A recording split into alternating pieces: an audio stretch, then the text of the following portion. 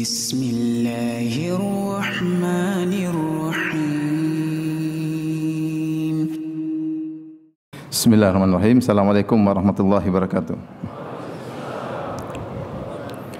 Alhamdulillahi ala ihsani wa syukru lahu ala taufiqihi wa amtinani wa asyhadu an la ilaha illallah wahdahu la syarika lahu ta'ziman li sya'nih wa asyhadu anna Muhammadan abduhu wa rasuluh da'ila ridwanih. Allahumma salli alaihi wa ala alihi wa ashabihi wa ikhwanih. Hadirin dan hadirat yang dirahmati oleh Allah Subhanahu wa taala, pada kesempatan yang bahagia ini insyaallah kita akan bahas tentang sejarah singkat Yahudi ya, atau Bani Israel ya, sejak awal kemunculan mereka kemudian hingga saat ini dan kemudian hingga akhir zaman, tentunya semuanya dengan secara singkat, karena kita tahu bahwasanya musuh sesungguhnya kaum muslimin ya adalah orang-orang Yahudi. Kata Allah Subhanahu wa taala, la tajidanna asyaddan nasi adawatan lil ladzina amanul yahuda. Engkau akan mendapati orang yang paling keras permusuhannya terhadap orang-orang beriman adalah orang-orang Yahudi ya, lebih daripada orang-orang kafir yang lainnya. Meskipun kata para ulama al-kufru millatun wahidah, kekufuran adalah agama yang satu, saling bahu-membahu untuk menyerang kaum muslimin, tetapi yang paling keras permusuhannya adalah orang-orang Yahudi. Dan permusuhan ini terus berlangsung sampai hari kiamat, di mana nanti akan muncul Dajjal, kemudian diikuti oleh sab'una alfan min Yahud Asbahan. Rasulullah mengabarkan akan ada 70.000 Yahudi dari Asbahan, yaitu dari daerah Iran, yang akan keluar bersama Dajjal kemudian berperang dengan kaum muslimin.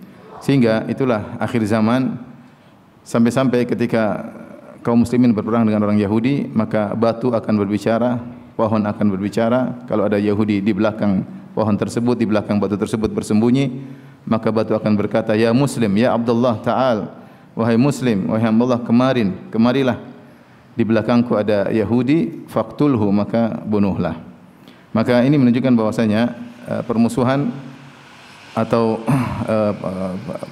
peperangan antara kaum muslimin dengan orang Yahudi akan terus berlangsung sampai hari kiamat. Nah, bagaimana sejarah mereka secara singkat? Karena dengan mengetahui sejarah ini kita akan bisa mengetahui beberapa pengakuan-pengakuan mereka yang tidak benar, seperti mereka mengatakan kamilah bangsa terpilih oleh Allah Subhanahu wa taala ya. Atau mereka mengatakan negeri Palestina adalah negeri warisan kami yang lebih berhak untuk tinggal di Palestina. Untuk mengetahui itu semua tentu kita harus belajar sejarah tentang Yahudi ya. Taib, kita mulai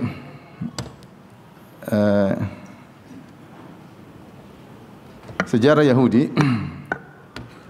Kita ambil sejarah Yahudi tentu dari sumber utama yang mereka akui sendiri, yaitu yang termaktub dalam Perjanjian Lama ya. Perjanjian Lama atau yang mereka yakini sebagai Taurat disertai dengan kitab-kitab tambahan, isinya 3/4 tentang sejarah. 3/4 tentang apa? Sejarah Yahudi ya. Dan tentunya kita tahu mereka adalah kaum yang sangat buruk sebagaimana dijelaskan dalam Al-Qur'an ya. Mereka terlaknat. Allah berfirman, lu'inal ladzina kafaru min bani Israila ala lisani Dawud wa Isa bin Maryam dzalika bima asaw wa kanu ya'tadun. Sungguhnya telah dilaknat orang-orang kafir dari kalangan Bani Israel melalui lisan Daud dan Isa bin Maryam. Hal ini karena mereka bermaksiat dan pelanggaran yang mereka lakukan. Mereka adalah kaum pembunuh para nabi, dan apalagi yang mau diharapkan dari kaum yang hobinya membunuh para nabi, yang dimana Allah sebutkan dalam beberapa ayat wa qatlahumul anbiya, di mana mereka membunuh para nabi.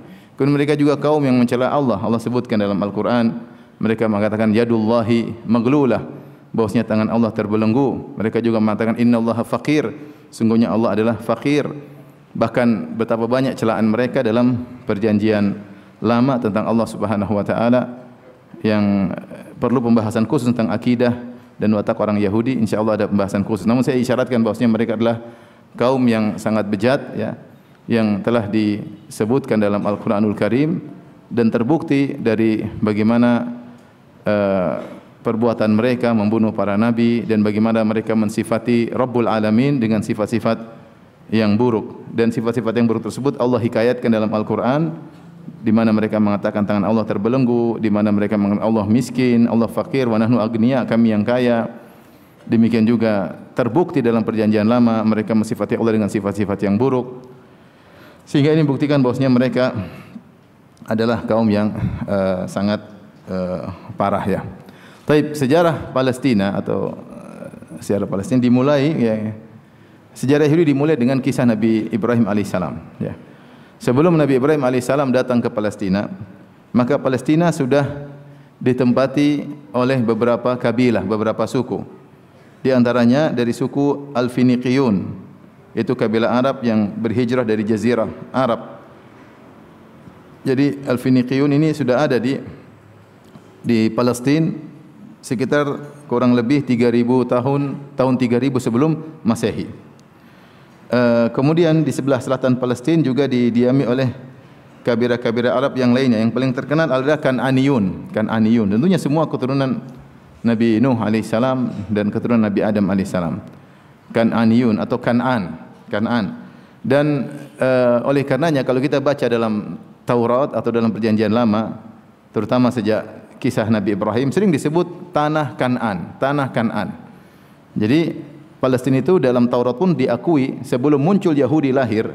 Yahudi kan lahir dari rahimnya pernikahan antara Ibrahim, kemudian siapa? Nikah dengan Sarah punya anak siapa? Ishak punya anak siapa? Yakub punya anak 12. Itulah Yahudi. Bani Israel maksudnya anak-anaknya apa? Yakub. Dan di zaman Ibrahim Yahudi belum ada. Bani Israel belum ada. Nah, tanah Palestina sudah dikenal dengan tanah Kan'an.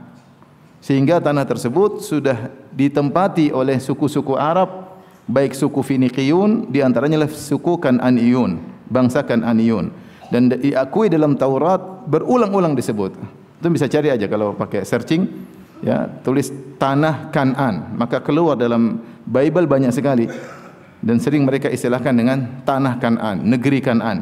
Ini menunjukkan mereka tahu bahwasanya secara sejarah tidak ada hak bagi Yahudi untuk mengatakan itu tanah nenek moyang kami, enggak ada. Karena sebelum mereka tinggal di situ sudah banyak orang yang tinggal di situ.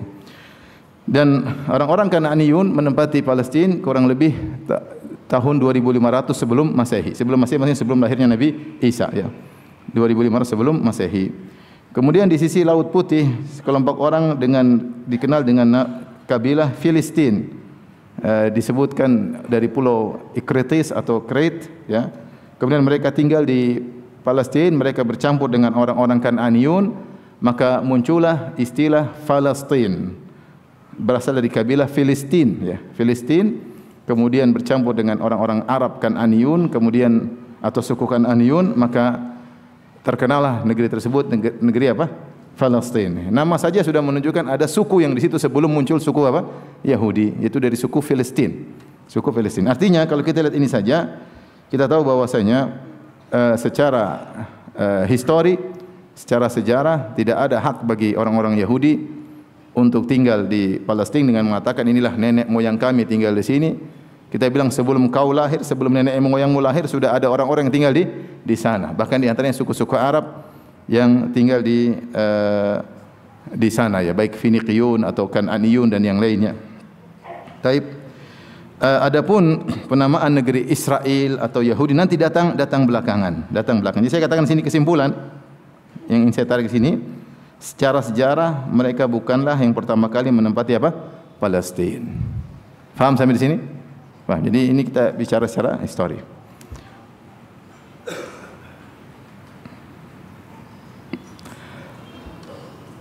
Baik, kita lanjutkan.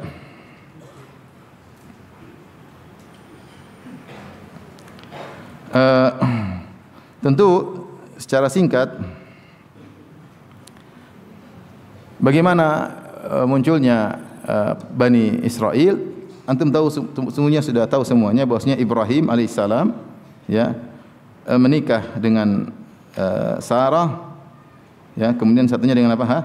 Hajar. Ini disebutkan dalam kitab Kejadian Perjanjian Lama. Antum bisa buka dari kitab Perjanjian Lama, kitab Kejadian bagian 17. Di situ cerita bagaimana Sarah. Kemudian sudah lama menikah dengan Ibrahim, tidak punya anak. Akhirnya Sarah mempersilahkan Ibrahim untuk menikah dengan apa? Hajar. Dan akhirnya lahirlah anak namanya Ismail. Sampai sekarang ada Ismail. Jadi Hajar, kemudian apa? Lahirlah apa? Ismail. Ismail. Dari Ismail kemudian Nabi Muhammad sallallahu alaihi wasallam. Nabi kita sallallahu alaihi wasallam. Taib. Sarah, dari Sarah kemudian lahirlah apa? Ishak. Ishak kemudian apa? Yakub. Yakub inilah yang disebut dengan apa? Israel, ya. Adapun sebab dia dinamakan Israel karena dia disebutkan dalam perjanjian lama dia bergulat dengan Rabb Allah Subhanahu wa taala, yatajassad, menjelma menjadi seseorang, kemudian bergulat berkelahi sama Yakub, dan akhirnya Yakub mengalahkan Allah Subhanahu wa taala. Akhirnya dia sejak itu disebut dengan apa? Israel. Tapi Yakub ini punya anak 12. Di sini 12 anak dari 4 orang istri, ya. Di antaranya Zilfa, kemudian dan yang lainnya, ya. Rahil, ya. Rahil ini ibunya Yusuf dan Binyamin, ya. 12 anak, ya. Di antaranya adalah Yusuf, kenapa? Binyamin. Kemudian yang lain-lain sampai ada namanya juga Yahuda, ya.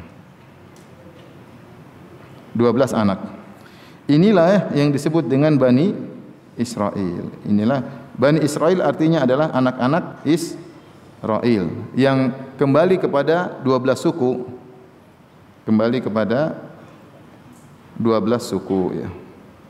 Suku Yusuf, suku Binyamin, dan suku-suku masing-masing 12 anak lelaki tersebut.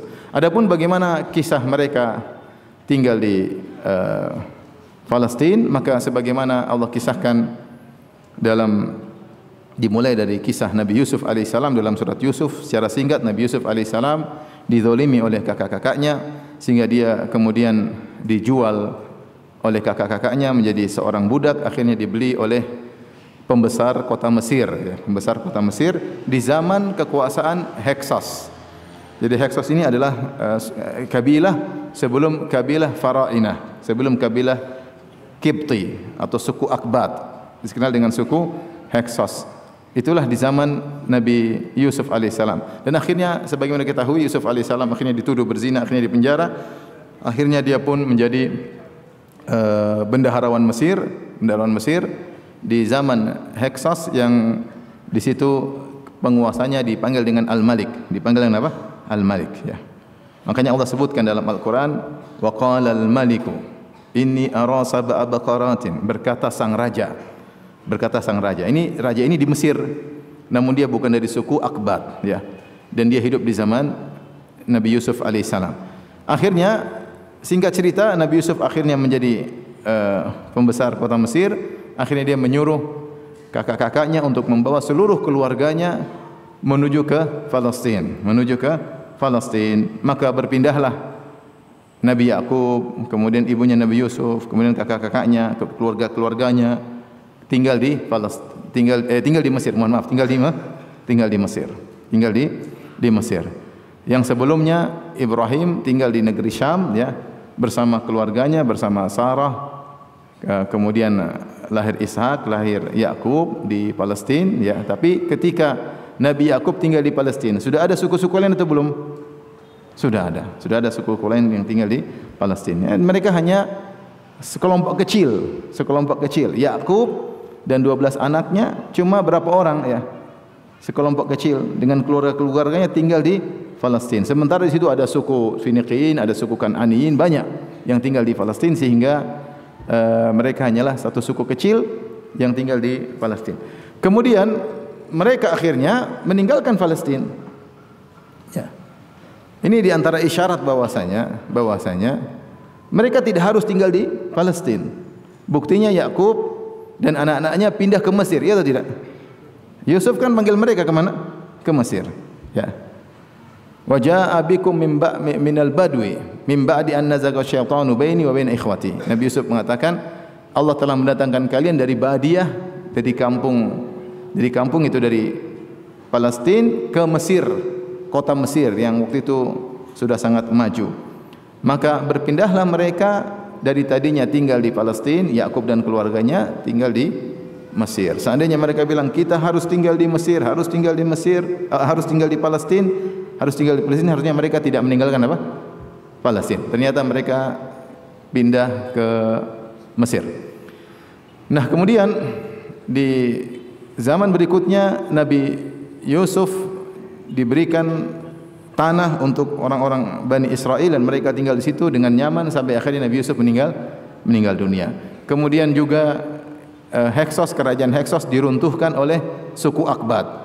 Maka raja-raja Heksos diganti dengan raja-raja Mesir, raja-raja dari suku Akbat yang dikenal dengan Fir'aun. Dengan Fir'aun pertama, Fir'aun kedua dan seterusnya.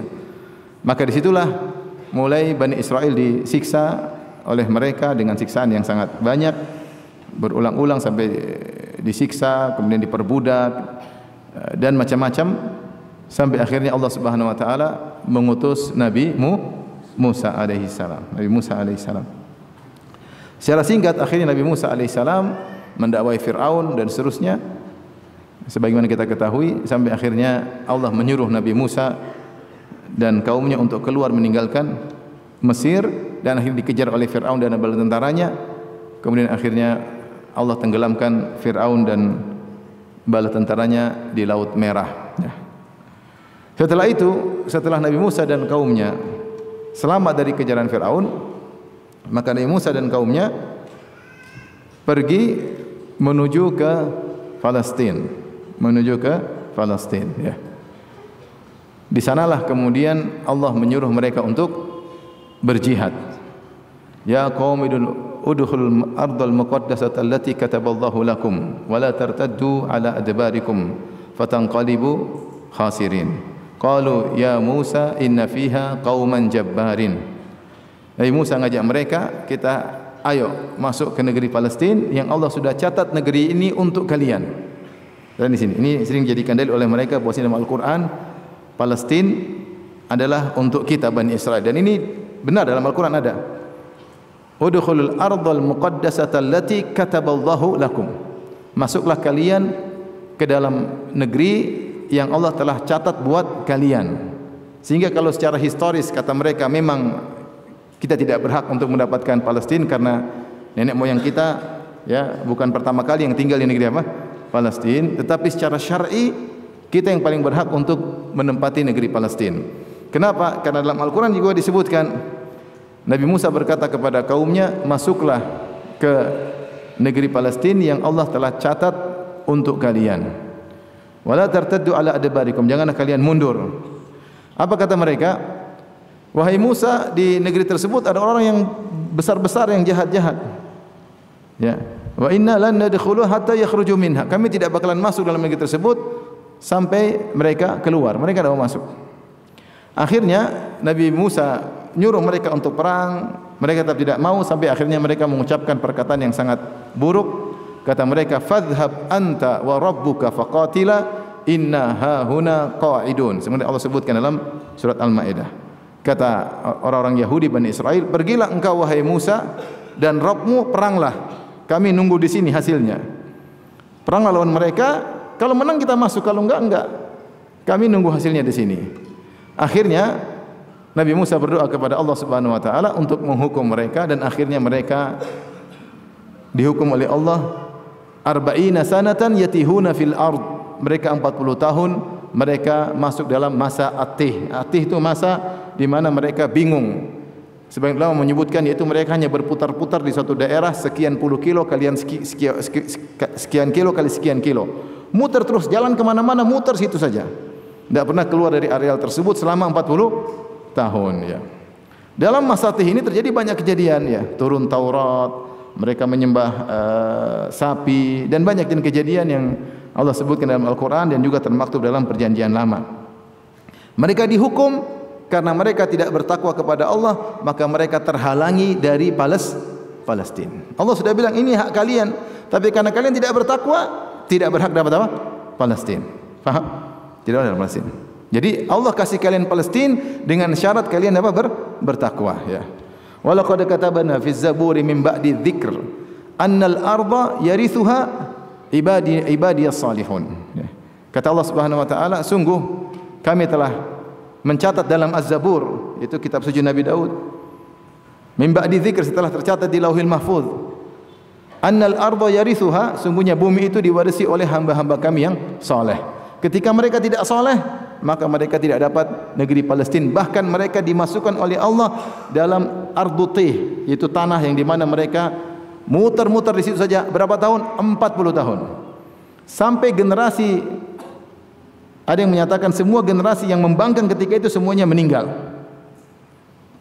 Termasuk di zaman itu pun meninggal Nabi Musa alaihissalam dan juga meninggal Nabi Harun alaihissalam. Kemudian kenabian dilanjutkan oleh murid Nabi Musa alaihissalam yang bernama Yusha bin Nun. Maka Yusha bin Nun ini setelah generasi itu meninggal, kemudian berjalan dengan generasi baru yang masih muda-muda, maka mereka berangkat ke Palestina untuk berjihad lagi. Ketika itu mereka ada ketakwaan, akhirnya mereka berhasil masuk menguasai apa? Menguasai Palestina. Menguasai Palestina. Ketika mereka berhasil mengalahkan penduduk Palestina untuk menguasai Palestina, Allah sebutkan mereka hendaknya wadkhulul baba sujjada, ya, wa qulu hittatun naghfir lakum khatayakum. Masuklah kalian ke dalam pintu-pintu kota Palestina dengan rukuk sambil berkata, ya Allah ampunilah kami. Saya berkata, ya Allah ampunilah kami. Ternyata mereka tidak menjalankan perintah Allah Subhanahu wa taala. Ternyata mereka juga brengsek sebagaimana bapak-bapak mereka.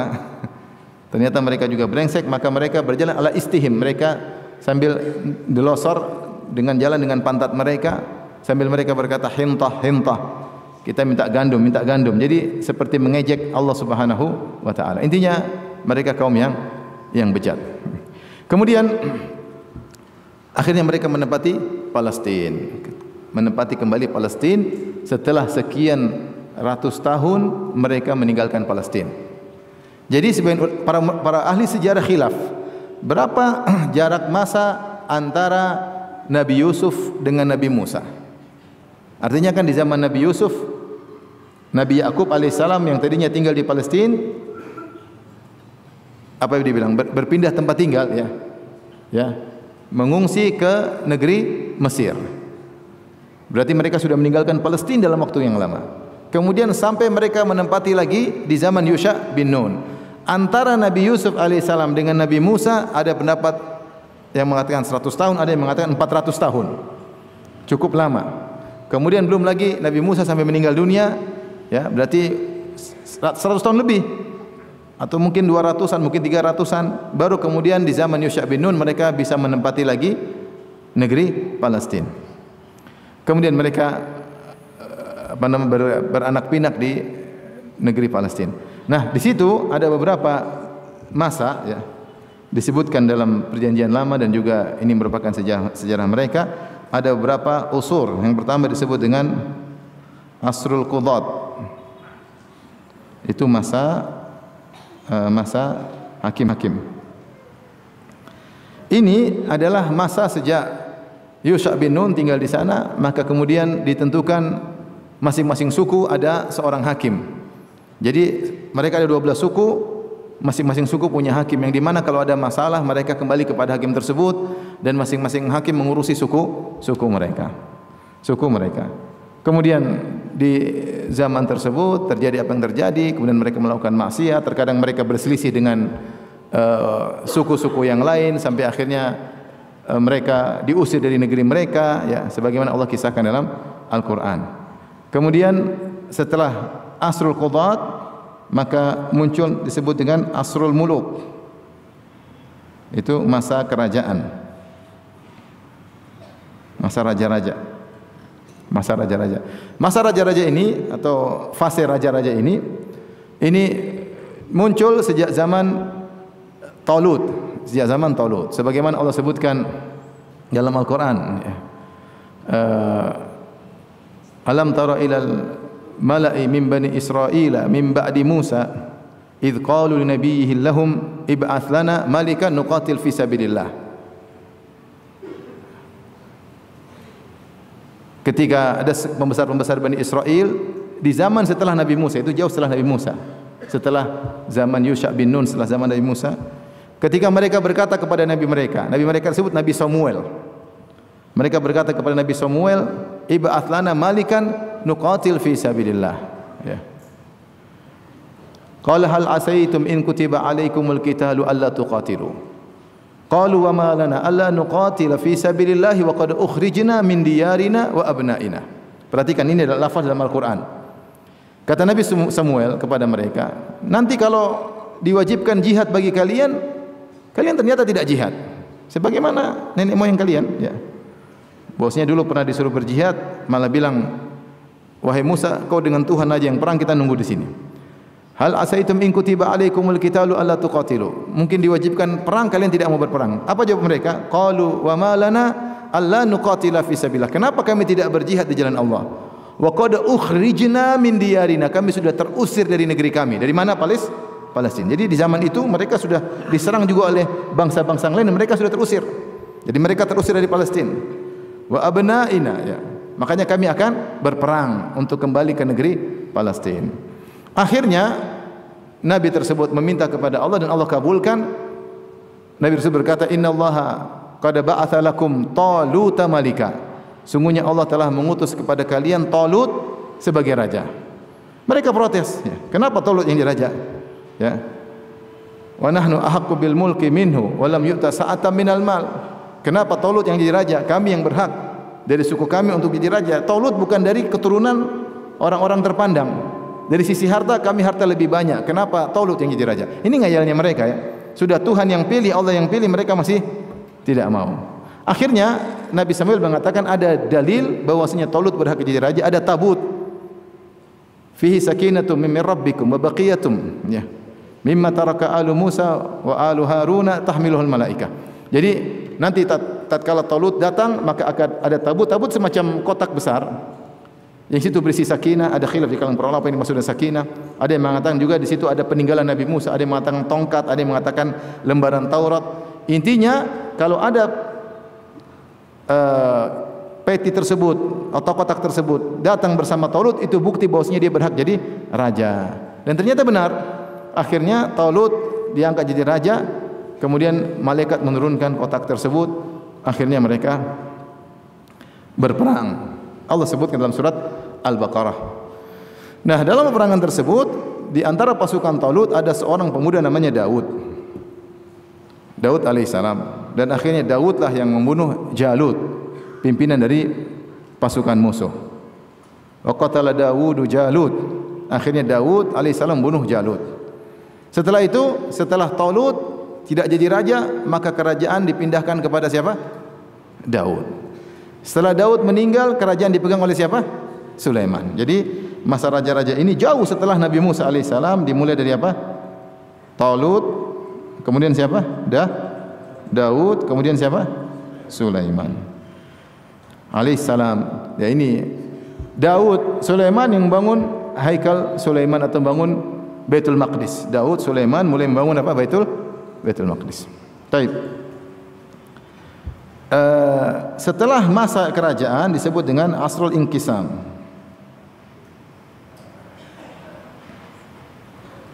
Itu masa terpecah.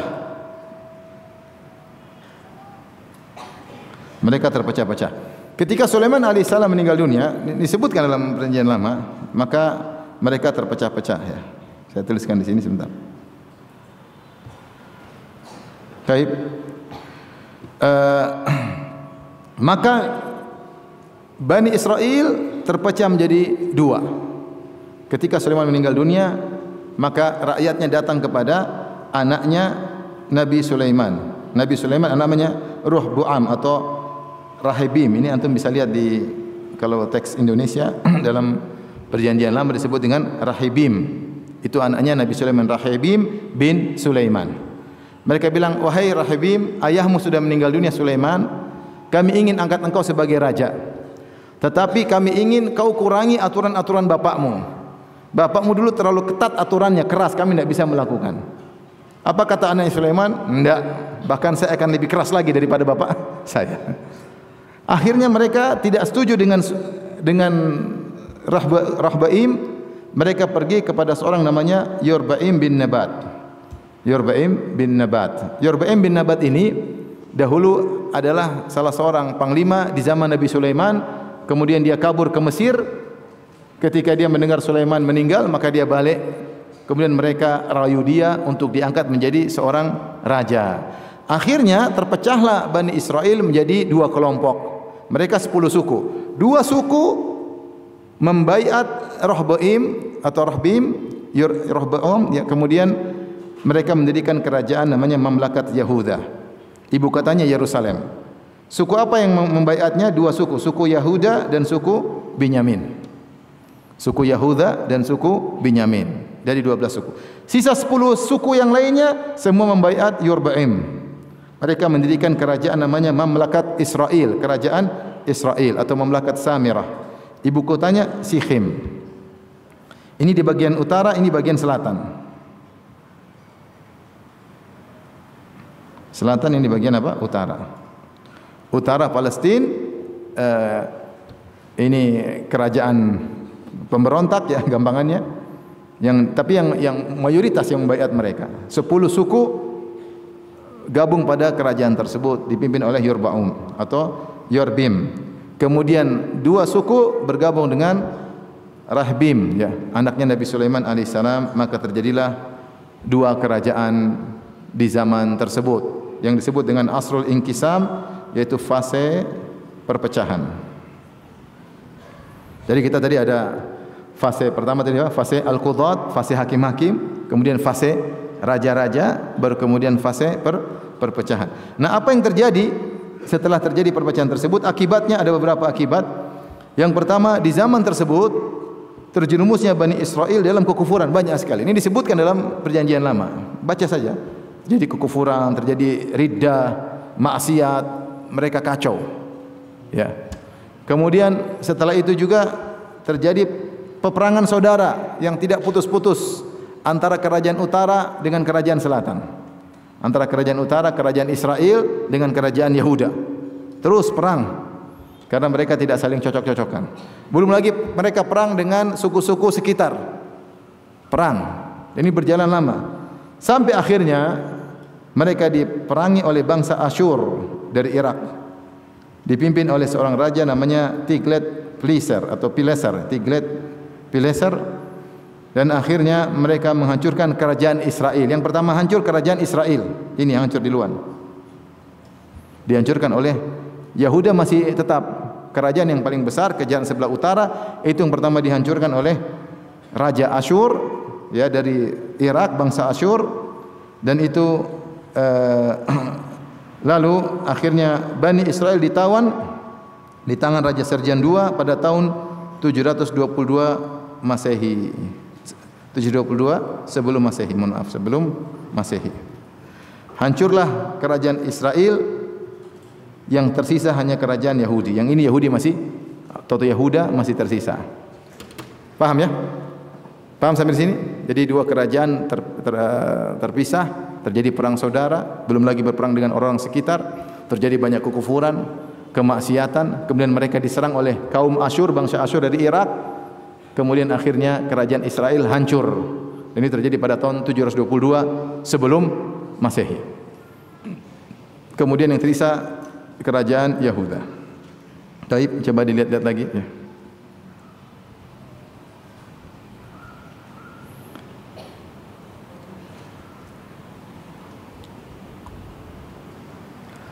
Baik, kita lanjut. Setelah itu apa yang terjadi? Terus pada tahun 608 sebelum Masehi, 608 sebelum Masehi, datang Fir'aun Mesir, ya, dari suku Akbat, kemudian menjajah kerajaan Yahuda. Kerajaan di sini cuma satu, yang ada di selatan, kerajaan Yahuda, kemudian dikuasai oleh Mesir. Kemudian juga kerajaan Israel yang dikuasai oleh bangsa Asyur juga direbut oleh Fir'aun, Faraina, dari kebangsaan Mesir, ya. Masih lanjut, ya. Israel tadi kerajaan dua, kerajaan Israel sebelah utara, keberadaan Yahuda sebelah selatan. Israel tadi dijatuhkan oleh siapa? Bangsa Asyur, Asyur dari Irak. Kemudian datang itu tadi tahun 722 sebelum Masehi. Pada tahun 608 sebelum Masehi datanglah suku Farainah atau bangsa Aqbat dari Mesir kemudian menguasai negeri Yahuda yang tersisa. Kemudian sekaligus mereka menguasai Israel yang masih dipegang oleh Asyur dikuasai. Jadi akhirnya seluruh Palestina, kerajaan Israel dua-duanya baik Israel maupun Yahuda semuanya dikuasai oleh siapa? Fir'aun Mesir. Kemudian berjalan waktu pada tahun 586 sebelum Masehi. Maka Bani Asyur, bangsa Asyur di Irak dilanjutkan oleh Babilonia. Asyur kalah atau dilanjutkan oleh Babilonia. Suku Babil. Nah, suku Babil karena dia melanjutkan Asyur, dia ingin merebut kembali Israel yang tadinya dikuasai oleh Asyur, diambil oleh Fir'aun, dia ingin kuasai lagi.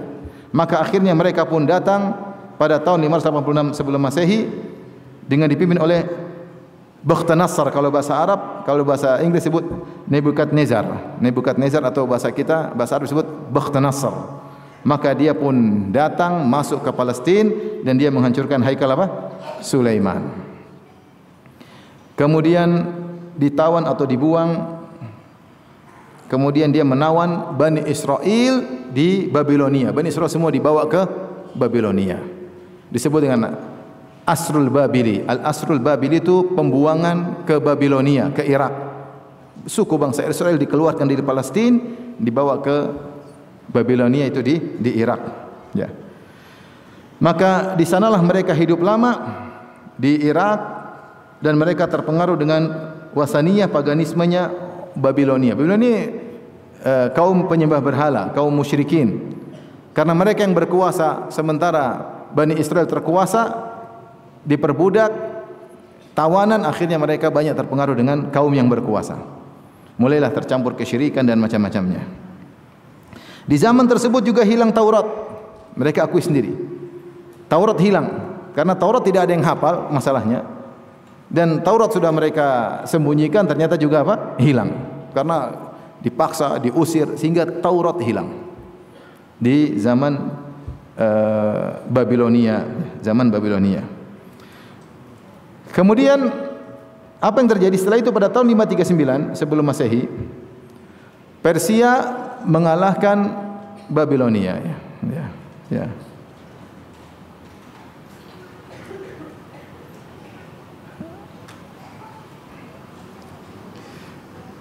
Kata Allah tentang apa namanya? Tentang Babilonia, ya.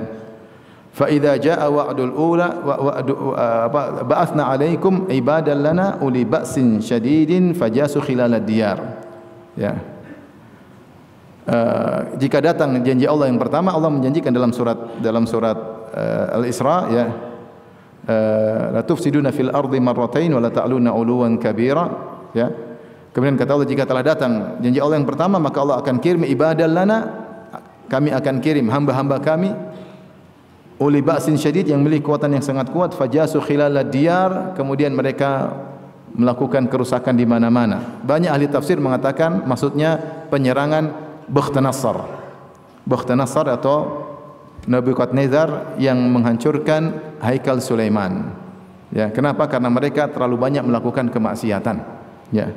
Kata Allah, la tufsiduna fil ardi marratain. Kalian akan melakukan kerusakan di muka bumi, wala ta'lunna uluwan kabiran. Kalian akan benar-benar sombong.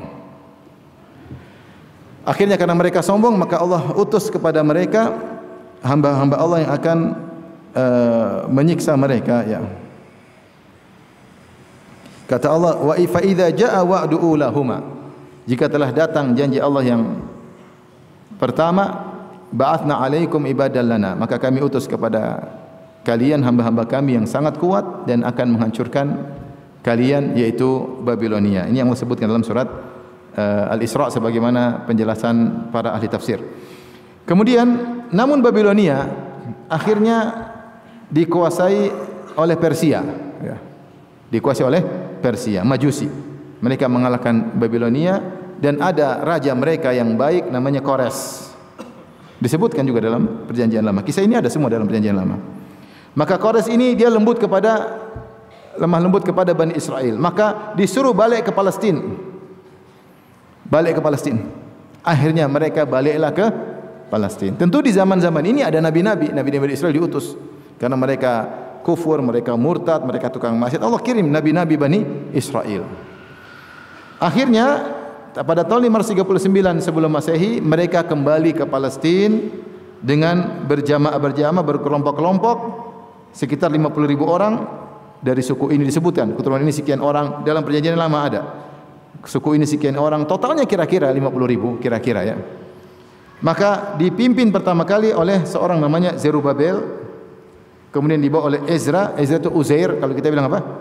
Uzair kembali ke Palestina, kemudian Nehemia ya, Nehemia. Makanya dalam perjanjian lama ada surat Nehemia, ada surat Ezra. Akhirnya mereka balik ke Palestina. Dan kita sudah tahu bahwasanya Taurat hilang. Nah, yang diyakini oleh orang-orang Yahudi, Ezra atau Uzair ini adalah orang yang dijadikan oleh Allah menghafal Taurat, dan dia bisa mengimla, dia bisa mendikte Taurat yang telah hilang kembali. Dia diktekan. Ini pengakuan mereka. Ini ada khilaf di kalangan para ulama. Ini benar atau tidak? Ya. Kata mereka Ezra lah yang bisa mendikte kembali Taurat yang telah hilang. Makanya mereka mengkultuskan Ezra, sampai di antara mereka ada yang mengatakan Uzair adalah anak Allah. Uzair adalah anak Allah. Wa qalatil yahudu Uzairun ibnullah. Berkata orang Yahudi Uzair adalah putra Allah. Dan disebutkan dalam hadis yang sahih dalam Sahih Bukhari bahwasanya di antara Yahudi ada yang menyembah Uzair. Makanya pada hari kiamat kelak dikatakan hendaknya setiap umat mengikuti sembahan mereka, maka sekelompok Yahudi menuju ke Uzair. Di antara mereka ada yang menyembah siapa? Uzair. Karena saking solehnya dia, bagaimana dia bisa mengimla kembali, mendiktekan kembali Taurat yang sudah hilang. Nah, sejak zaman tersebut hilanglah penyebutan 10 suku, tidak ada lagi. Tinggal 2 suku, suku Yahuda dan suku Benyamin. Dan saat itu Bani Israel mulai dikenal dengan apa? Istilah Yahudi. Dikenal dengan istilah apa? Yahudi. Ya, tidak ada lagi suku ini, suku ini, suku ini, suku ini, sudah. Jadi namanya apa? Suku Yahudi. Boleh kalau antum sekarang mau bilang ini keturunan mana, ditarik garis ke 12 susah bagi mereka sampai sekarang. Mana ini ke Yusuf yang mana, ke Benyamin yang mana, ke ini kemana, yang ini kemana, susah. Jadilah mereka satu nama apa? Yahudi. Kenapa 10 suku hilang? Karena sudah sejak awal Israel sudah jatuh, ya enggak? Bukankah ketika mereka terpecah belah, yang duluan hancur Israel apa? Yahudi. Kerajaan Israel duluan kan? Yang 10 suku semua di situ hancur. Jadi mereka lebih cepat terlupakan. Tinggal suku Yahudi dan Benyamin yang ada di kerajaan Yahudi. Akhirnya Yahudi dikenal dengan Yahudi. Sampai sini paham?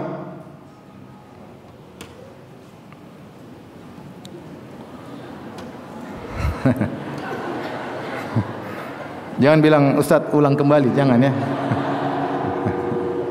Berat ulang kembali. Taib, kita lanjutkan. Saya singkatkan lagi. Saya singkatkan kembali ya. Jadi intinya mereka diserang oleh berbagai bangsa setelah terpecah menjadi 2. Kemudian kerajaan Israel di utara, kerajaan Yahudi di bawah selatan. Kerajaan Yahudi kemudian diserang oleh Asyur dari Irak, ya. Kemudian dikuasai oleh Asyur pada tahun 722 sebelum Masehi. Kemudian akhirnya datang kerajaan dari Mesir, Farainah, Fir'aun. Kemudian menaklukkan pada tahun 608 sebelum Masehi. Kemudian menaklukkan apa? Yahuda, dan sekaligus menaklukkan Israel, ya, yang dikuasai oleh Asyur. Kemudian datanglah masa Babilonia pada tahun 586 sebelum Masehi. Babilonia dan Asyur sama-sama di Irak. Tapi setelah generasi Asyur datang generasi Babilonia. Maka akhirnya mereka ingin kembali merebut kerajaan yang pernah dikuasai oleh Asyur. Maka mereka ke Palestina dipimpin oleh Bukhtanasar atau Nebukadnezar. Dialah yang kemudian menghancurkan Haikal Sulaiman pertama kali. Dia mencari Haikal Sulaiman pertama kali, dibikin kerusakan, kemudian semua Bani Israel dibawa ke Irak di Babilonia, dijadikan budak, disiksa di sana sampai sekian lama, ya. Akhirnya kemudian Persia, ada raja namanya Kores, berhasil menaklukkan Babilonia. Kemudian rupanya raja Kores ini, Majusi ini, sayang agak lemah lembut kepada Bani Israel, maka disuruh pulang ke Palestina. Akhirnya mereka balik ke Palestina secara bertahap, dibawa oleh Zerubbabel, kemudian oleh Ezra atau Uzair, kemudian Nehemia, ya. Nah, Uzair inilah yang diyakini bisa mendiktekan kembali Taurat yang hilang. Taurat hilang kapan? Ketika masa pembuangan tersebut, pembuangan ke Babilonia, karena kerusakan sana sini, Baitul Maqdis dihancurkan, Haikal Sulaiman dihancurkan, maka Taurat hilang. Tapi Uzair diyakini bisa mendiktekan kembali Taurat. Makanya dia dikatakan sebagai putra Allah, Uzair ibnu Allah, dan sebagian mereka menyembah Uzair, ya. Sejak zaman itu 10 suku Asbat, Sibt mulai tidak ada penyebutannya, hilang, tinggal Yahuda, suku Yahuda dan suku Binyamin, dan akhirnya jadilah namanya Yahudi. Baik. Kita lanjutkan.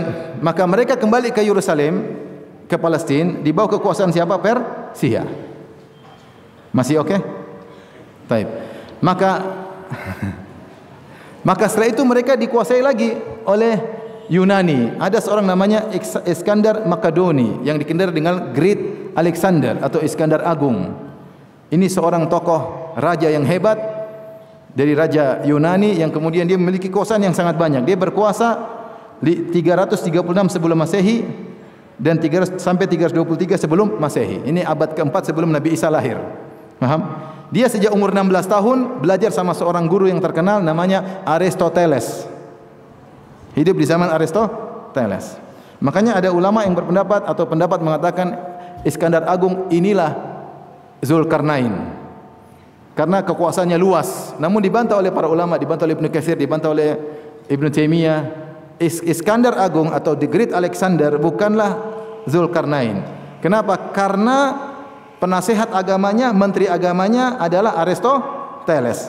Sementara Aristoteles tidak percaya kepada para nabi, ya. Jadi bukan, dan dia justru pembawa kekufuran dan macam-macamnya. Sehingga yang benar dia bukan Zulkarnain, dan tidak dikenal bahwasanya Iskandar Agung adalah seorang yang beriman kepada Allah Subhanahu wa taala, tidak ada asarnya, tidak ada sisa-sisanya, paham? Jadi dia bukan Zulkarnain. Tapi dia berkuasa. Dari kerajaan Yunani dia berkuasa sehingga kuasanya mencakup Persia, mencakup Irak, mencakup Syam, mencakup Mesir. Ya. Kemudian setelah itu akhirnya Yerusalem di bawah kekuasaan Iskandar Agung. Iskandar Agung ini ketika dia berkuasa, dia membangun kota-kota dengan nama dia, Alexandria. Makanya di antaranya dia bangun kota di Mesir namanya kota Alexandria. Itu dia yang bangun. Kalau kita bilang Iskandaria, ya. Kalau versi mereka Alexander, kalau versi kita Iskandar. Paham? Mereka Alexander, kita apa? Iskandar. Seperti Julia sama Juleha, ya. David dan Daud, ya. Ya, seperti kira-kira begitu, ya. Jadi kita bilang Iskandar, mereka bilang apa? Alexander. Dia bangun kota-kota dinamakan dengan nama dia, rencananya Alexandria yang ada di Mesir atau Iskandaria. Taib. Iskandar Agung setelah meninggal, dia diganti oleh raja Yunani berikut yang disebut dengan Ptolemeus. Dimulai dia berkuasa di Mesir. Dia dulu adalah jenderalnya Alexander Agung. Alexander Agung meninggal, dia yang ganti. Maka terjadilah silsilah kerajaan Ptolemeus di Mesir, turun temurun. Ptolemeus 1, Ptolemeus 2, Ptolemeus 3, Ptolemeus sampai Ptolemeus 15. Tersebutlah Ptolemeus 14. Ptolemeus 14 punya istri namanya Cleopatra. Mungkin antum pernah dengar? Ya, di Mesir. Cleopatra ini disebutkan dalam sejarah ternyata dia pacaran sama Julius Caesar yang ada di Romawi. Sehingga dia punya anak namanya Caesar. Disebutkan dia akhirnya membunuh suaminya sendiri. Kemudian dia pergi ke Romawi, kemudian dia balik bersama anaknya menguasai Mesir. Anaknya Ptolemeus yang ke Ptolemeus pokoknya itulah. Ptolemeus ke-15 dan ibunya Cleopatra menguasai Mesir. Akhirnya anaknya kalau tidak salah dibunuh, kemudian diserang oleh Octavianus dari Romawi. Akhirnya Cleopatra bunuh diri. Karena banyak pengkhianat di sekitarnya, dia akhirnya bunuh diri. Itu cerita singkat tentang siapa? Cleopatra. Itu semua berada di Mesir. Di Mesir. Taib. Romawi menguasai Mesir pada tahun 30 sebelum Masehi. Jadi hancurlah Ptolemeus, kerajaan Yunani, kemudian dikuasai oleh apa? Romawi atau Romania. Itu sekitar di Mesir sekitar tahun 30 sebelum Masehi, ya. Tetapi mereka menguasai Palestina sejak tahun 63 sebelum Masehi. Jadi Mesir dijatuhkan Romawi tahun 30 Masehi. Sebelumnya tahun 63 Masehi yang menguasai Palestina adalah Romawi. Jadi sejak tahun 63 sebelum Masehi, Palestina atau Yerusalem di bawah kekuasaan siapa? Romawi. Dikuasai oleh Romawi terus, ya. Kemudian sampai lahirlah Nabi Isa di zaman tersebut, ya. Nabi Isa lahir, maka berubahlah tahun menjadi tahun Masehi. Jadi Nabi Isa lahir di zaman kekuasaan apa? Romawi. Makanya bagaimana cara dia dibunuh? Yahudi yang hasad kepada Nabi Isa bekerja sama dengan pemerintah Romawi untuk menangkap Nabi Isa, untuk menyalib dan untuk membunuh Nabi Isa. Tapi Allah menyelamatkan Nabi Isa. Intinya di zaman itu lahirlah Nabi Isa alaihissalam, ya. Nah, pada tahun 70 Masehi, terjadi pemberontakan, ya, besar-besaran oleh Bani Israel terhadap pihak Romawi. Akhirnya datanglah Raja Titus menghancurkan Haikal Sulaiman dan menawan Bani Israel. Ini Allah sebutkan kehancuran yang kedua yang dalam surat Al-Isra pada ayat ke-7.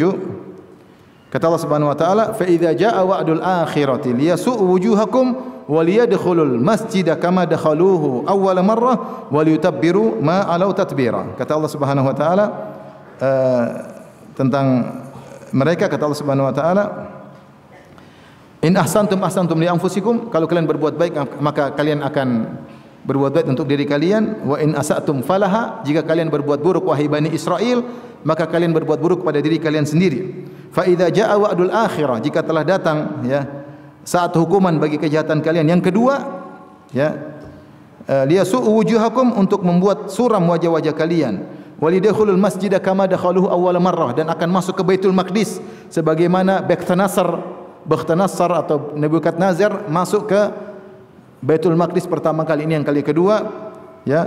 Kemudian waliyutabbiru ma alau tatbira, dan untuk menghabiskan sehabis-habisnya apa yang ada di situ.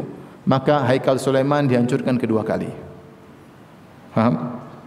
Inilah yang kata para ulama dalam buku tafsir. Yang pertama oleh Nebukadnezar atau Bakhtanasar dalam bahasa Arab. Yang kedua Raja Titus dari Romania.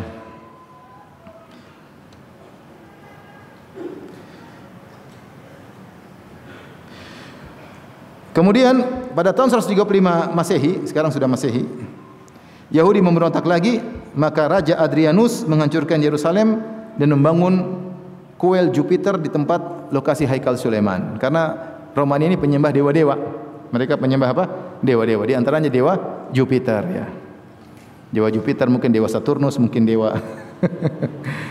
Mereka bangun untuk jengkelkan mereka bangun kuil Jupiter di atas Haikal Sulaiman. Dan sejak saat itu Yerusalem diganti namanya dengan Ilya.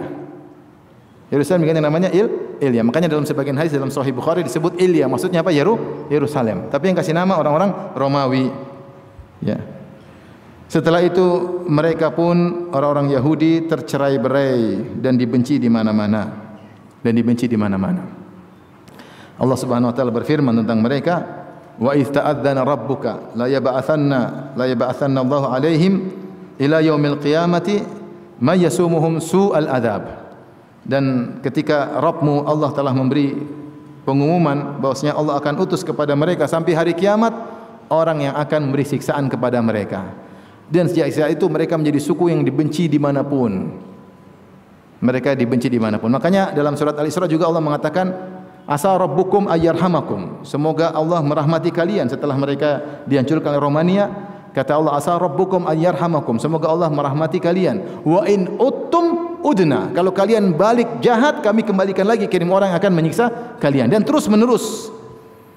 Kata Allah, "Duribat alaihimudz dhillatu aina ma thuqifu illa bihablin minallahi wa hablin minan nas." Ya. Mereka terus diberi kehinaan dimanapun mereka berada. Ya. Wa ba'u bi ghadabin minallah, dan mereka kembali membawa kemurkaan Allah Subhanahu wa taala. Dzalika bi annahum kanu yaqtulunal anbiya. Kenapa mereka membunuh para nabi? Jadi mereka diberi kehinaan oleh Allah terus menerus, maka di mana-mana mereka dimusuhi, mereka tinggal di mana pun mereka dimusuhi, sampai datang Hitler hancurin mereka.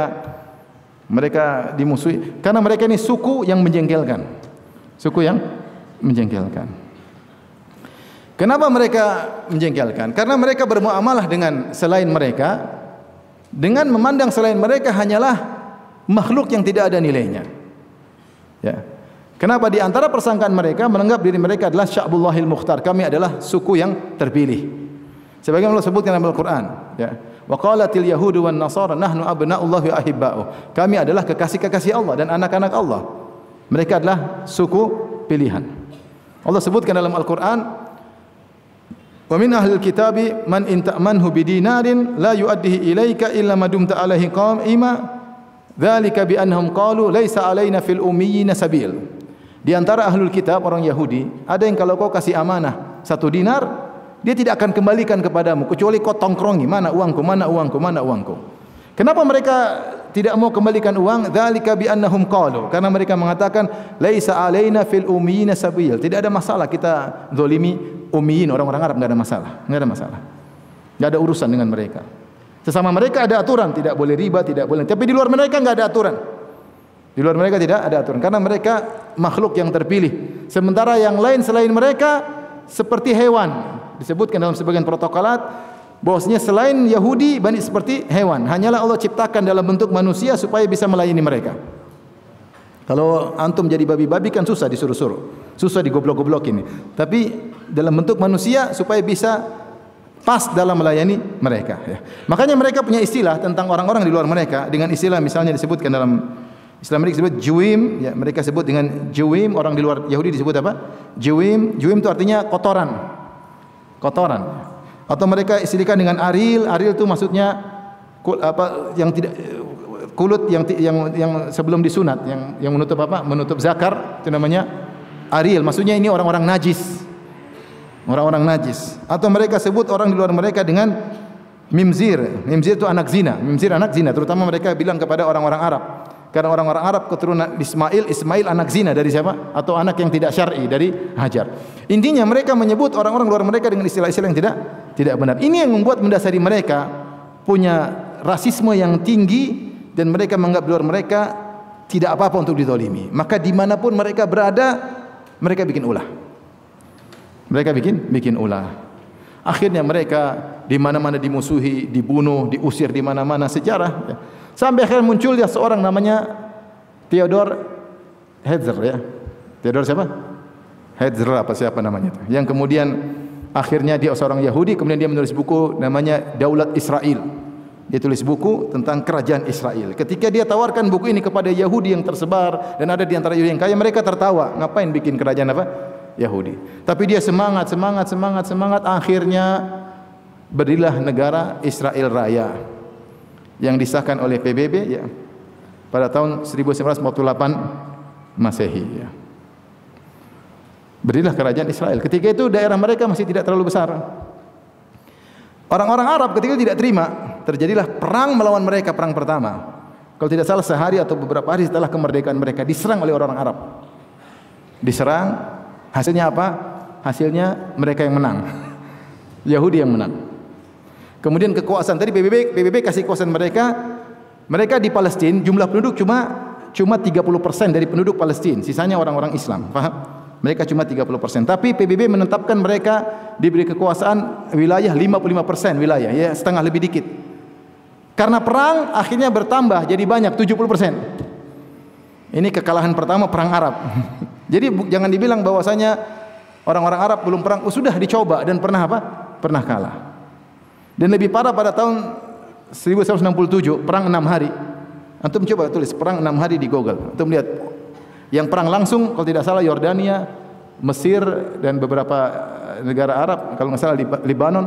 Kemudian negara Arab yang membantu banyak, ya, membantu. Yang Kuwait lah, Saudi lah, semua negara Arab bantu. Dalam 6 hari kalah juga. Dan ternyata kerajaan Israel wilayah Israel semakin besar lagi. Jadi mau saya, akhirnya mereka seperti ini sekarang, mereka semakin zalim dan ini puncak kezaliman, tidak pernah melakukan sebelumnya seperti ini. Sebagian ulama menyebutkan bahwasanya kenapa mereka seperti ini ya. Karena mereka punya syu'um atau mereka punya keyakinan, mereka anggap ini berbahaya. Karena sejarah menyebutkan setelah runtuhnya kerajaan Sulaiman, kerajaan mereka tidak ada yang bertahan lebih dari 80 tahun. Mereka bilang 80 tahun ini 8 tahun yang mengerikan. Karena kerajaan Israel tidak akan bertahan lebih dari 80 tahun setelah runtuhnya Nabi Sulaiman. Selalu jatuh. Dan mereka merdeka tahun 48 dan sekarang tahun 2023. Sudah 75 tahun. Jadi mereka ketar-ketir nih, 5 tahun lagi kita masih bisa bertahan atau tidak. Makanya ada yang mengatakan, Binyamin Netanyahu mengatakan kita akan bertahan lebih dari 80 tahun. Makanya mereka membombardir habis-habisan untuk menunjukkan bahwasanya itu hanya khurafat. Bosnya setiap 80 tahun Yahudi jatuh itu khurafat. Jadi dia ingin buktikan Binyamin Netanyahu, makanya dia habis-habisannya. Dia habis-habisan ingin menang, ingin menghancurkan, ingin menjadikan negara Israel lebih besar. Itulah sejarah singkat Israel. Saya ingin sebutkan tentang syubhat mereka. Mereka mengatakan kami lebih berhak untuk memiliki Palestina secara syariat. Secara apa? Syariat. Kalau secara histori tadi sudah kita bantah, paham? Karena nenek moyang mereka bukan pertama kali yang tinggal di Palestina. Sebelum nenek Ibrahim pun sebelumnya sudah ada suku-suku yang lain. Apalagi zaman Nabi Yakub yang tinggal di Palestina. Sudah banyak suku di situ. Dan Nabi Yakub cuma 70-an orang keluarganya yang kemudian pindah ke Mesir. Orang situ banyak, mungkin ribuan, mungkin berapa? 70 apa dibandingkan dengan ribuan orang yang tinggal di Palestina. Jadi mereka secara histori tidak berhak memiliki Palestina. Secara syariat dikatakan bahwasanya setiap nabi berhak untuk menempati Palestina, setiap nabi. Bukan sejak Bani Israel saja, sejak Nabi Ibrahim Allah suruh untuk menempati apa? Palestina. Dengan syarat mereka kalau menempati Palestina beriman kepada Allah Subhanahu wa taala. Dan itu disebutkan ya, dalam perjanjian lama ya. Kitab Kejadian 17 ya. Disebutkan ketika Nabi Ibrahim umur 90 tahun, maka Tuhan menampakkan diri kepada Ibrahim. Jadi setelah Ibrahim punya anak Ismail dan belum punya anak Ishak. Jadi pada umur 90 tahun, umur 80 tahun dalam perjanjian lama Ibrahim punya anak siapa namanya? Ismail dari Hajar. Ketika dia umur 90 tahun dia belum punya anak selain Ismail. Maka Allah berkata atau berfirman kepada Ibrahim, kepadamu dan kepada keturunanmu akan kuberikan negeri ini, maksudnya Palestina, yang kau diami sebagai orang asing, yakni seluruh tanah Kanaan akan kuberikan menjadi milikmu untuk selama-lamanya. Ini dalam perjanjian lama. Jadi Palestina ini menurut perjanjian lama adalah untuk keturunan siapa? Ibrahim. Dan ketika itu Ishak belum ada. Keturunan yang sudah ada siapa? Ismail. Jadi ini milik bersama. Kalau kita bilang secara syar'i, maka setiap nabi berhak untuk menempati apa? Palestina. Dalam kitab kalian juga menyebutkan hal demikian. Maka kalau kalian bilang kalian berhak, Ismail juga berhak. Ismail anaknya siapa? Anak Ibrahim. Taib. Nabi Ibrahim berhak tinggal di Palestina. Di zaman Nabi Musa juga berhak tinggal di Palestina. Tapi Allah kasih atau tidak? Tidak. Allah mengatakan, "Udkhulul ardal lati kataballahu lakum." Udkhul ardal muqaddasata allati kataballahu lakum. Wahai Bani Israel, masuklah ke negeri Palestina yang Allah telah catat buat kalian. Mereka berhasil atau tidak? Tidak. Sampai mereka mati enggak dapat. Kenapa? Karena mereka bermaksiat. Karena mereka disuruh berjihad tidak mau, justru Allah hukum mereka terjebak dalam arditih. Muter-muter 40 tahun sampai generasi tersebut mati semua. Baru muncul generasi baru dipimpin oleh Yusha bin Nun, akhirnya masuk ke Palestina. Tapi pernah mereka dikasih hak tapi malah dilarang oleh Allah. Kenapa mereka dilarang? Karena bermaksiat. Kemudian juga di zaman Nabi berikutnya, Nabi Daud, Nabi Sulaiman, Nabi Isa juga, Nabi Isa berhak untuk tinggal di Palestina. Mereka semua keturunan Nabi Ibrahim alaihissalam. Demikian juga Nabi Muhammad sallallahu alaihi wasallam berhak untuk menempati apa? Palestina. Di antara dalil secara syar'i kita, Nabi Rasulullah SAW ingin menguasai Palestina, banyak dalilnya. Seperti pada tahun 8 Hijriah, Nabi SAW mengirim pasukan untuk perang Mu'tah. Ini awal perang melawan negeri Syam untuk menguasai apa? Romawi. Maka Rasulullah mengirim apa? Pasukan Jaisul Umara dalam perang Mu'tah, di mana sekitar 30.000 orang melawan 200.000 orang. Kisah yang heroik tentang wafatnya bagaimana para sahabat Zaid bin Haritha, kemudian Ja'far bin Abi Talib, Abdullah bin Rawaha, dan kemudian bagaimana kepahlawanan Khalid bin Walid.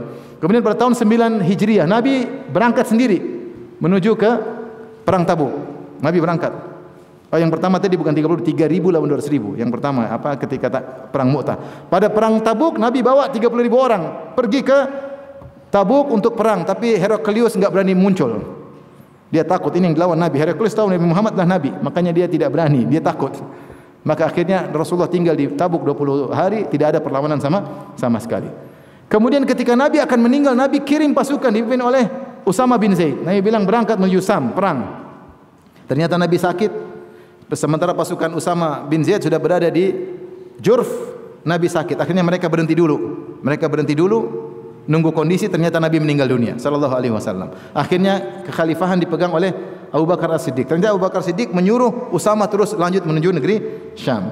Kemudian di zaman Abu Bakar As-Siddiq, Abu Bakar mengirim Khalid bin Walid untuk menguasai dalam perang Ajnadin. Di situ ada beberapa kota penting dikuasai, Nablus, Ramlah, Gaza, ini di Palestina dikuasai oleh kaum muslimin. Kemudian terjadi perang Yarmuk yang juga daerah Syam, dimenangkan oleh kaum muslimin. Kemudian di masa Umar bin Khattab, akhirnya di bawah pimpinan Abu Ubaidah bin Jarrah, akhirnya mengepung Palestina selama 4 bulan dan akhirnya dikuasai oleh kaum muslimin. Jadi secara syar'i setiap nabi berhak menguasai Palestina. Bukan terus kamu tidak bisa mengklaim bahwasanya kami yang berhak secara histori maupun secara apa? Syar'i. Secara histori kau bukan penduduk yang pertama, secara syar'i pun semua keturunan Ibrahim berhak memiliki apa? Palestina. Baik. Ini terkait dengan apa namanya syubhat mereka bahwasanya mereka berhak memiliki Palestina secara syar'i. Yang terakhir ada satu mata rantai sejarah yang tidak kita sebutkan, yaitu tentang bagaimana Yahudi di zaman Nabi Muhammad sallallahu alaihi wasallam. Nabi di zaman Nabi sallallahu alaihi wasallam sekitar abad ke-7 Masehi, ya. Maka kita tahu Nabi sallallahu alaihi wasallam ketika tinggal di Madinah, maka ada beberapa kabilah Yahudi, ada kabilah Qainuqa, Bani Qainuqa, kemudian Bani Nadir, kemudian Bani Quraidah. Nabi tinggal bersama mereka, kemudian buat perjanjian namanya Piagam Madinah atau Wasiqatul Madinah, sebagai warga negara yang sama tinggal di kota Madinah. Kalau ada musuh maka bahu membahu untuk melawan musuh tersebut. Namun akhirnya Bani Qainuqa berkhianat, akhirnya mereka diusir. Setelah itu dilanjutkan dengan pengkhianatan Bani Nadir yang ingin membunuh Nabi sallallahu alaihi wasallam, tapi Allah bongkar rencana mereka. Akhirnya terjadilah pengusiran, turunlah surat Al-Hasyr. Maka mereka diusir, disuruh bawa onta dengan satu suketan, yang penting jangan membawa alat-alat peperangan. Mereka pun pergi dan banyak mereka pergi ke Khaybar. Kemudian pada tahun 5 Hijriah terjadi perang Ahzab. Perang Ahzab itu yang provokatornya adalah ayahnya Sofia, yaitu Huyai bin Akhtab. Dia Yahudi dari Bani Nadir, sakit hati. Ketika diusir, dia provokasi orang-orang Mekah. Akhirnya datanglah 10.000 pasukan menyerang kota Madinah. Ternyata jadi tinggal satu kabilah, Bani Qainuqa sudah diusir, Bani Nadir sudah diusir, tinggal Bani apa? Quraidah. Ternyata Bani Quraidah ketika Madinah sedang diserang oleh 10.000 pasukan, ternyata mereka memutuskan perjanjian damai dan mereka juga siap menyerang dari dalam. Allah mentakdirkan, Allah menolong kaum muslimin, akhirnya Ahzab 10.000 orang kabur. Akhirnya tinggal 700 dari Bani Nadir. Akhirnya Rasulullah SAW menyerang mereka dan membunuhi semua mereka karena mereka berkhianat pada saat yang sangat genting. Berbeda dengan Bani Qainuqa, Bani Nadir diusir tidak dibunuh. Bani Qainuqa dan Bani Nadir tidak dibunuh, cuma diusir. Bani Quraidah dibunuh. Setelah itu Rasulullah SAW perang lagi bersama Khaybar di Khaybar pada tahun 7 Hijriah. Demikianlah sejarah Yahudi, ya, yang suka berkhianat, ya. Kalau kita bilang apakah seluruh Yahudi berkhianat? Jawabannya itu tidak. Di antara mereka juga ada yang baik. Di antara pengikut Nabi Musa juga ada yang baik. Di antara mereka ada yang beriman kepada Nabi, di antara mereka ada yang beriman Nabi Isa, di antara mereka yang Allah mengatakan dalam Al-Qur'an, "Wa min ahlil kitabi man in ta'manhu bidina biqintarin yuaddihi ilaik." Di antara ahlul kitab Yahudi ada yang kalau kau kasih amanah harta yang banyak dia akan kembalikan. Wa minhum man in ta'manhu bidinarin, ada di antara mereka yang kau kalau amanahkan 1 dinar harta yang sedikit dia tidak akan kasih kembali kecuali kau tongkrongi. Di sini Allah sebutkan ada Yahudi yang amanah, ada Yahudi yang tidak amanah. Makanya Nabi membolehkan muamalah dengan orang Yahudi. Hukum asal boleh. Hukum asal boleh. Dan saya rasa itu rahmat dari Allah. Ternyata di kemudian hari Yahudi menguasai apa? Menguasai perekonomian. Banyak produk-produk dari apa? Yahudi. Yang terkadang kita terpaksa harus memakai produk-produk tersebut. Ya. Dan Rasulullah mencontohkan bermuamalah dengan orang-orang Yahudi. Sampai Rasulullah SAW meninggal dunia punya hutang kepada seorang apa? Yahudi dengan menggadaikan baju perangnya. Ini secara umum kita tidak pukul rata, tetapi yang menguasai Yahudi sekarang Zionis. Mereka ini Yahudi yang brengsek, paham? Jadi apa ya? Yang brengsek. Baik. Kita hanya bisa berdoa kepada Allah Subhanahu wa taala semoga mereka segera dihancurkan oleh Allah Subhanahu wa taala.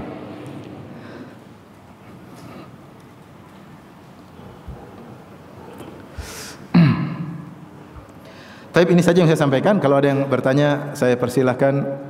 Wallahu ta'ala alam bishawab.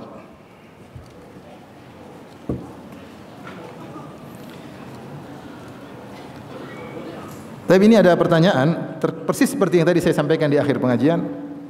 Apakah sifat Yahudi berlaku untuk semua orang Yahudi? Apakah tidak ada Yahudi yang beriman? Dan di masa sekarang, apakah ada Yahudi yang akhirnya beriman dalam Islam?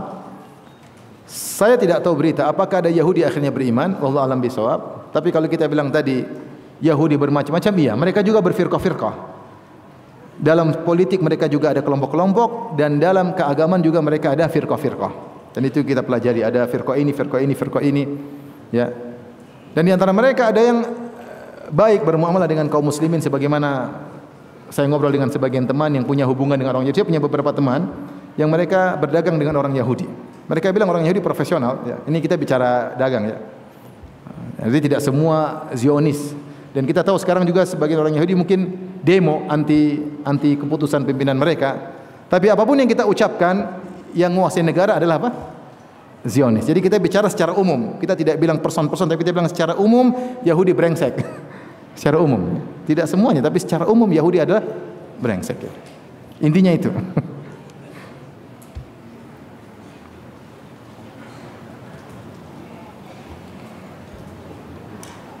Tentunya kalau kita baca sejarah tentang bagaimana makar yang mereka buat sampai jatuhlah Daulah Utsmaniyah, itu semua di balik itu adalah apa? Yahudi. Ya, tapi ini perlu detail-detail saya tidak kuasai, tapi saya dengar pembahasan-bahasan semua kerusakan yang ada di dunia ini di baliknya ada orang Yahudi. Semua kemaksiatan yang ada di alam semesta ini di baliknya orang apa? Yahudi. Semua riba di dunia ini di baliknya orang apa? Yahudi. Semua perfilman di baliknya orang apa? Yahudi, semua Yahudi. Brengsek.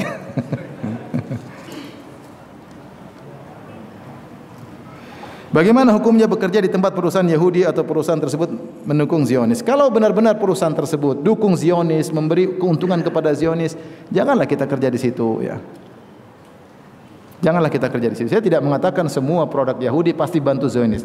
Tapi kalau kita sudah tahu pasti bahwasanya produk ini bantu Zionis, apalagi mereka berbangga bantu Zionis, ya jangan. Apalagi musim apa? Peperangan. Ya. Tidak boleh, ya. Karena berarti kita ikut serta-merta, ya, mendukung pembantaian. Ya. Apakah benar rakyat Palestina akan terus seperti ini berperang sampai hari kiamat? Ini kita nggak tahu, ya. Perang Arab lawan Israel sudah berulang-ulang. Ya. Kalah, menang, kalah juga parah, ya. Dan makanya saya mengatakan kita lebih banyak diam. Kenapa? Kalau bicara masalah internasional tidak semudah yang kita bayangkan. Tidak semudah yang kita bayangkan. Di balik Yahudi banyak bangsa-bangsa besar, ya. Sementara kaum muslimin juga tercerai-berai, ya. Kita hanya bisa berdoa, doa yang paling kuat. Kita bilang doa yang paling kuat kepada Allah Subhanahu wa taala. Tapi yang akan menghancurkan Yahudi adalah umat Islam di akhir zaman. Akan menghancurkan Yahudi adalah umat Islam. Kapan hancurnya wallahu alam. Kapan hari kiamat wallahu alam. Ya. Ada yang bilang sekarang hari kiamat, kita bilang wallahu alam. Kita nggak tahu ya. Ya. Yang jelas orang Yahudi juga pada ketakutan. Saya sempat baca pernyataan tokoh-tokoh mereka, baik dalam Israel maupun tokoh Yahudi di luar Israel. Ini sudah dekade yang ke-8. 80, 5 tahun lagi. Ini bahaya. Makanya Binyamin Netanyahu mau bombardir, harus habis, harus menang untuk membuktikan bahwa itu khurafat. Mereka ketakutan nih karena tidak ada kerajaan mereka yang bisa bertahan lebih dari 80 tahun setelah runtuhnya kerajaan apa? Sulaiman. Makanya dia ingin benar-benar tamak untuk menguasai Palestina karena ini mereka diambang kehancuran menurut khurafat mereka. Tetapi biasanya kalau sudah kezaliman tingkat tinggi biasanya ada jalan keluar dari Allah Subhanahu wa taala. Ini kita hanya bisa berdoa.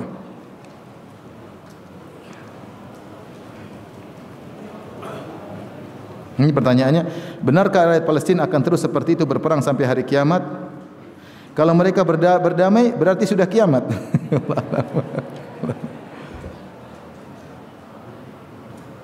Kami nonton di YouTube ada seorang Yahudi yang alim atau taat ajaran Yahudi. Yahudi ajarannya katanya jauh berbeda dengan perang yang terjadi di Palestina. Seperti tidak mencuri, membunuh, merampas. Dan pertanyaannya, kezaliman yang paling konkret sekarang dasari oleh apa? Saya bilang Yahudi, di antara mereka hukum berlaku. Tidak boleh riba, tidak boleh. Tapi di luar mereka kita ini tidak ada nilainya. Karena mereka rasis. Seperti saya sebutkan di awal. Sehingga inilah yang memotivasi mereka untuk berbuat zalim.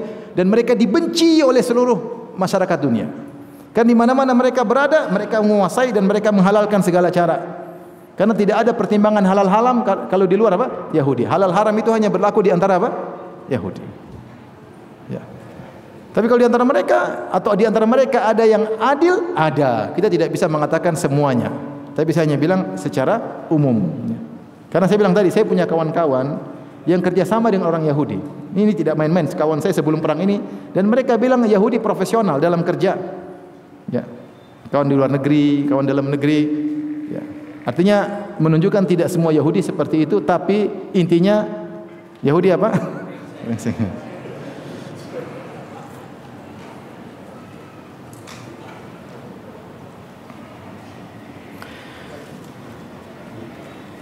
Bagaimana sikap Arab Saudi terhadap perang Palestina vs Israel? Arab Saudi selalu memberi bantuan kemanusiaan. Banyak. Antum enggak dapat iklannya, banyak sekali ya. Mereka kirim kebantuan kemanusiaan ya. Adapun kalau urusan perang itu bukan urusan kita ya. Ya. Kalau menunjukkan saya kirim senjata kira-kira bagaimana? Antum coba antum jadi misalnya ya, saya bilang ini urusan besar ya. Saya tidak mampu untuk mikirin hal tersebut. Masing-masing negara punya maslahat, punya pertimbangan. Dan kita jangan bilang orang Arab dari dulu tidak pernah bantu mereka. Cuma kadang mereka menang, seringnya kalah. Dan sudah kalah lebih parah. Ya. Kita hanya ya berharap semoga negara-negara Arab bersatu suatu saat untuk menyerang lagi. Baik, demikian saja apa yang disampaikan. Kurang lebihnya saya mohon maaf. Kita tutup majelis. Subhanakallah bihamdik asyhadu an la ilaha illa anta astaghfiruka wa atubu ilaik. Assalamualaikum warahmatullahi wabarakatuh.